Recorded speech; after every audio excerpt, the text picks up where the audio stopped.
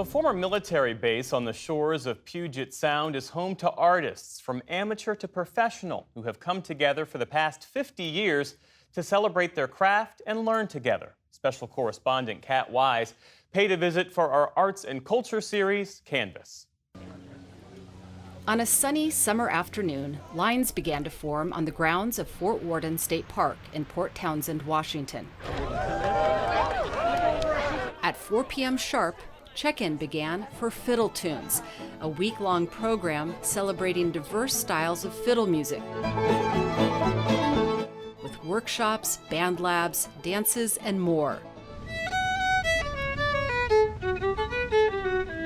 Many of this year's 600 participants, from locals to those who traveled in from around the country and overseas, have been returning year after year since the program began in the late 1970s.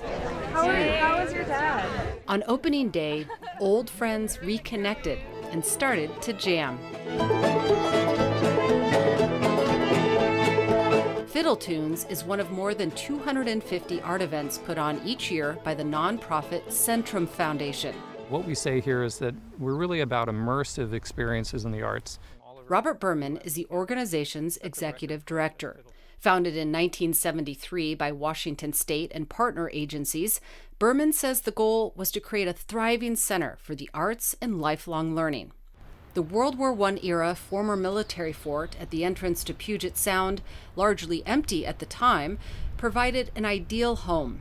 The students that come here range from age 4 to 98, but it's a residential experience. They're in community for an entire week, and they live and they learn and they eat together. It's about personal growth and learning, and we try to share skills and pass culture and tradition from one generation to the next. This year marks Centrum's 50th anniversary of year-round programs, which include exhibits, concerts, artist residencies, and educational programs for migrant youth and others. What they learn when they come here is to take risk, and they discover that they're capable of things they never would have tried otherwise. Over the years, acclaimed artists have served on the faculty, including author Margaret Atwood and vocalist and musician Rhiannon Giddens. Others, like jazz vocalist and pianist Diana Krall, got their start at Centrum. 1E3 2 1 2 3 E. Tuition costs about $600. Optional meals and housing are another $600. Last year, 224 scholarships were given out. I think there's a whole lot of writers now that I would really like to find scholarships for.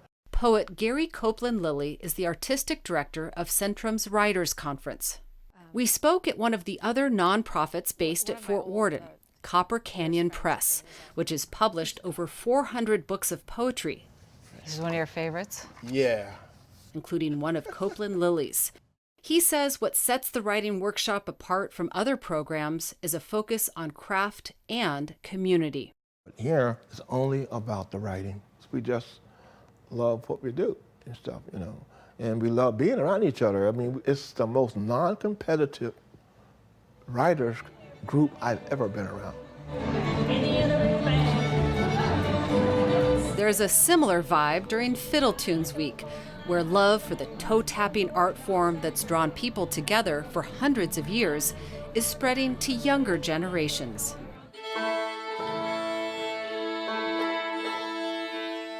Sammy Brayman, Riley Calcagno, Leo Shannon, and Vivian Leva are close friends who perform together in a band called the Onlys.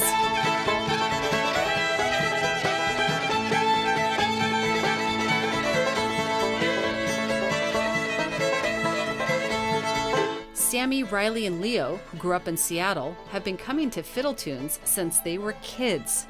Last year, the four were selected by Centrum for a big role, artistic directors.